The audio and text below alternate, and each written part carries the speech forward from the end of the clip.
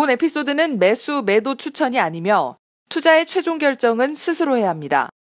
네, 안녕하세요. 피타입니다. 이번에는 고배당과 자사주소가 그다음 상속 이벤트가 트리플 콤보로 터진 딥밸류 주식이라는 제목으로 콘텐츠를 준비했습니다. 해당 종목은 모토닉이라는 종목인데요. 가치 투자를 좀 오래 해보신 분들은 아마 한 번쯤 들어보신 적이 있으실 겁니다. 배당 공시를 했는데 600원을 배당을 했어요. 600원을 배당했는데 배당 추이를 보면 450원, 그전엔 400원 했고 450원 했는데 이번에 600원을 했어요. 그래서 배당이 많이 늘었고요. 배당 수익률도 괜찮은 편에 해당됩니다. 다만 이제 배당 기준일은 이미 지났죠. 저는 이 회사의 배당 공시를 보고 딥밸류 종목인데 배당이 괜찮네 라고 생각해서 공시를 한번 뒤져봤습니다. 그랬더니 8월에 피델리티가 지분을 5% 이하로 줄이는 그런 과정에서 작년 하반기에 주식 비중을 이렇게 감소시키는 그런 추이에 나와 있었고요. 네, 매도 가격을 되게 공시 봤더니 한 8,000원대도 열심히 매도하고 있었고요. 지금 현재 8,000원대입니다.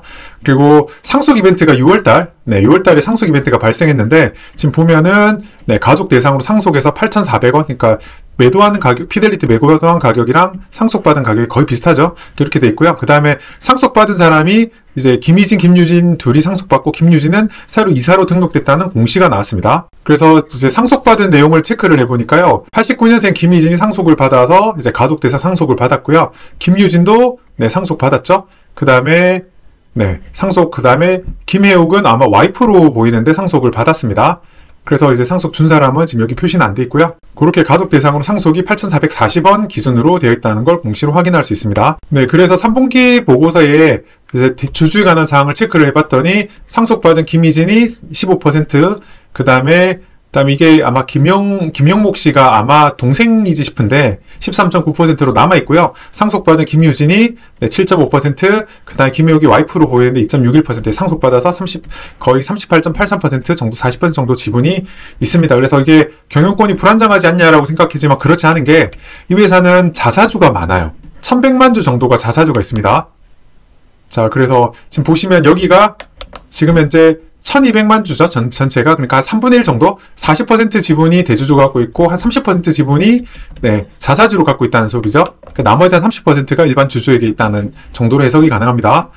자, 그래서 근데 보면 이 회사는 자사주가 많은데 소각 안 하고 있었는데 자사주로 뭐 하나 이랬는데 이 회사가 이번에 자사주가 그 중에서 495만 주, 전체 발행 주식 3,300만 주 중에 15% 정도 해당되는 소각을 했습니다.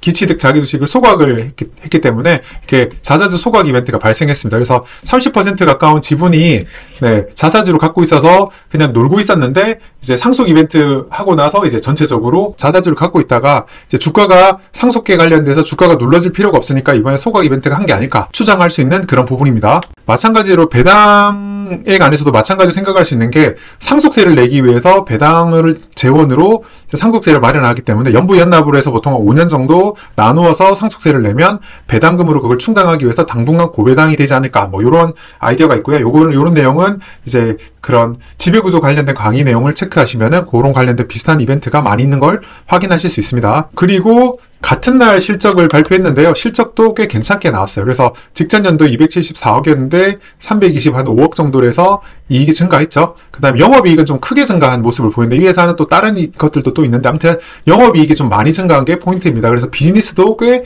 잘 되고 있다. 그리고 보면 이제 3분기 보고서 내용을 보면 연료 시스템 부문의 이익이 성장 추세를 보이고 있고요. 자동차 부품 중에서 연료 시스템 부품 부분이 절반 정도 차지하는데 이게 매출이 꽤 잘 나오고 있습니다. 가격 변동 추이를 봐도 연료 부품 시스템이 단가가 올라가는 게 보이죠. 아마 고급 부품이 쓰였기 때문이 아닐까라고 생각하고 있는데 여기서 보시면 재밌는 게 이 회사는 기본적으로 LPG 관련된 부품을 하고 있는데 그래서 LPI가 이제 보통은 LPG를 분사하는 시스템이고요. LPDI가 이게 다이렉트 인젝션이라고 그래서 직접 직분사 방식이에요. 그러니까 효율이나 파워가 더 좋아지는 방식인데 그런 뭐 GDI 분포, 퓨얼셀 이런 게 있는데 아마 LPDI일 것으로 아마 추정이 됩니다. 그래서 요것 때문에 가격이 올라와서 여기 있는데 이건 뒤에 나중에 다시 볼게요. 그리고 전장 부품 중에서 OPC가 이제 하이브리드가 현대기아차가 하이브리드를 좀 더 많이 쓰면 OPU 제어하는 하이브리드 관련된 제어하는 이 시스템도 좀 더 유망할 거다라고 생각되지만 일단은 요것보다는 현재는 LPDI나 LPG 이쪽 연료 시스템 부품이 아마 중요하게 매출 증가에 영향을 이익 증가에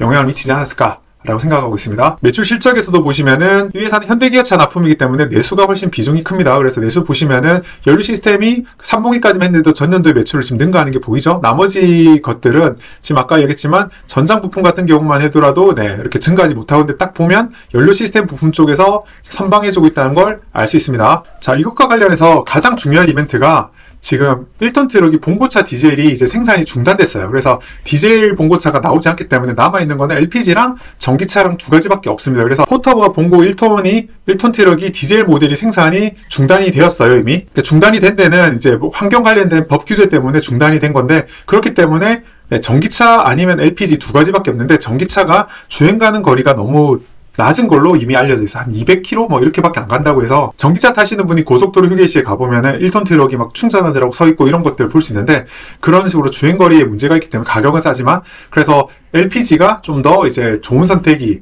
되기 때문에, 특히 이제 막 LPDI로 바꾸면서 이제 출력이 괜찮아졌다 이런 식의 이야기가 있어서 흐름이 넘어가면서 아마 매출, 부품 매출이나 이런 것들이 좋아진 것으로 추정이 됩니다. 이건 회사에 한 번 더 확인해 볼 필요는 있는데요. 일단 관련된 서칭된 내용으로는 그렇게 파악이 되고 있습니다. 다른 기사도 보면은 전기차보다 LPG가 좋다는 이야기도 있고요. 그 다음에 뭐 소나타 K5 택시가 최신 모델이 나오는데 거기서도 들어가긴 한다 뭐 이런데, 거기는 이제 좀 서칭해 보니까 그냥 LPI였던 것 같긴 하고요.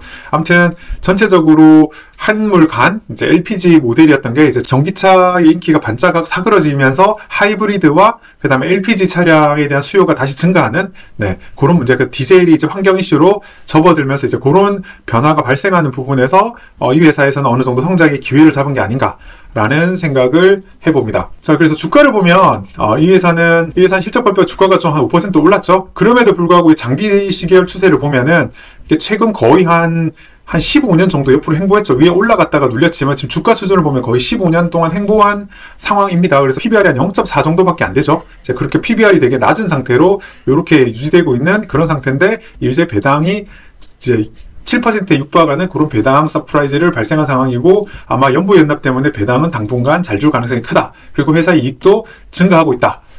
뭐 이런 것들이 파악되고 있는 상황이고요.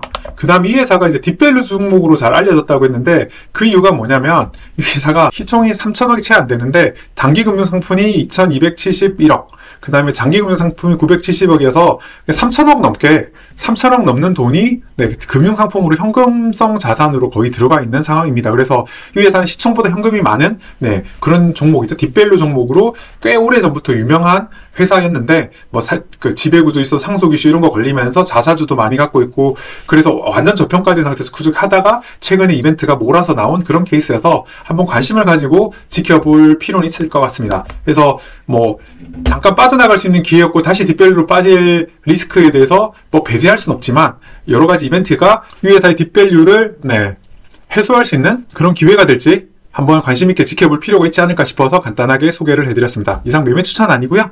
이상 피터왕이었습니다.